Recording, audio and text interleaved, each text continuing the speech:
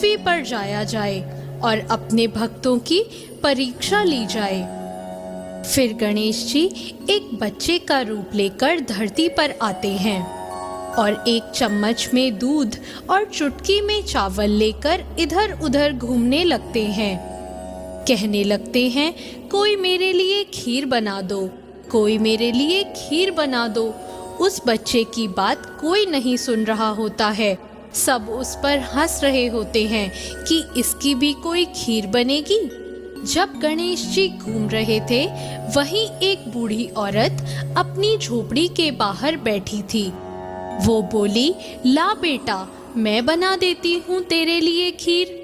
उसके घर में जो छोटा सा बर्तन था, उसमें उसने वो दूध और चावल डालकर खीर चढ़ा दी, पर वो बर्तन तो पूरे भर गए। तब उसने बड़े बर्तनों में खीर डाली, पर वो बर्तन भी भर गए। उस बूढ़ी औरत ने कहा, बेटा, मेरे पास तो इतने ही बर्तन थे। बच्चा बोला, माँ, बड़े बर्तन पड़ोसियों से मांग ला। वो जो बर्तन अपने पड़ोसियों से लाई, वो सारे भी भर गए।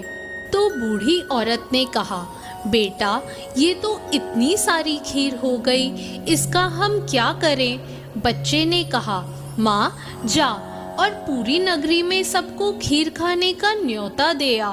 बूढ़ी औरत जाकर सबको कह आई, आज मेरे घर खीर खाने आना, आज मेरे घर खीर खाने आना।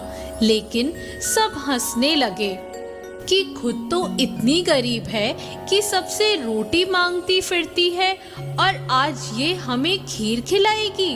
कुछ लोग बोले, चलो उसकी मजाक बनाने ही चलेंगे, घर से तो खाना खाकर चलेंगे, नहीं तो भूखा ही रहना पड़ेगा।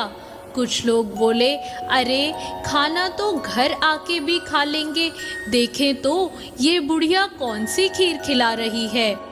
जैसे ही वो बूढ़ी औरत खीर खाने का न्योता देने सबको गई, तो उसकी बहू ने सोचा कि पता नहीं मेरे लिए खीर बचेगी कि नहीं। उसने तो एक कांसी की थाली में खीर डाल के कहा, जय हो गणेश जी महाराज, आपके भोग लगे। ऐसा कह के उसने खीर खाना शुरू कर दिया। फिर बहुत सारे लोग खीर खाने आए। सबने खूब पेट भरकर खीर खाई और जो खाना खाकर आए थे ना, वो बहुत पछताए। जब सब खीर खाकर चले गए, तो बूढ़ी औरत बोली, चल बेटा, अब हम भी खा लेते हैं। तो बच्चा बोला, माँ, मेरे तो भोग लग गया। माँ, मैंने तो खीर खा भी ली। तब बूढ़ी औरत बोली, कब बेटा, तूने खीर कब खाई? तो बच्चा बोला, माँ, जब तेरी बहू सबसे पहले खीर की थाली लेकर बैठी थी, तो उसने बोला था कि गणेश जी तेरे भोग लगे। तो वो बूढ़ी औरत बोली, बेटा, तू गणेशा है क्या?